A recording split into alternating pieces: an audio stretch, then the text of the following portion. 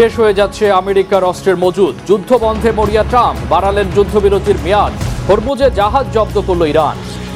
Iran ও আমেরিকার যুদ্ধ কবে শেষ হবে, কবে হবে বৈঠক? উত্তর পেতে গোটা বিশ্বের নজর এখন পাকিস্তানের দিকে। সময় বেড়েছে যুদ্ধবিরতির, কিন্তু কমেনি হরমুজ প্রণালীর দখল ঘিরে উত্তেজনা।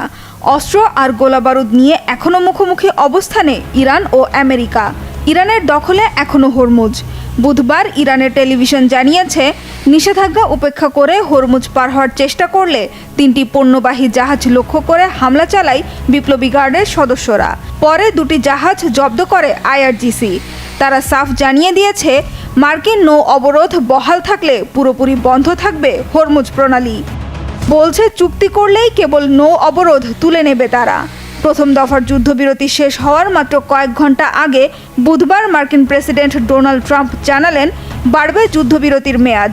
তবে এবার কোনো সময় বেঁধে দেননি তিনি।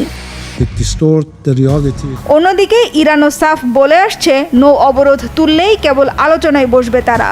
চুক্তি তো এখনও অনেক দূরের বিষয়। ফলে দুই পক্ষের অনড় অবস্থানে যুদ্ধবিরতির মেয়াদ বাড়লেও কমেনি যুদ্ধের শঙ্কা।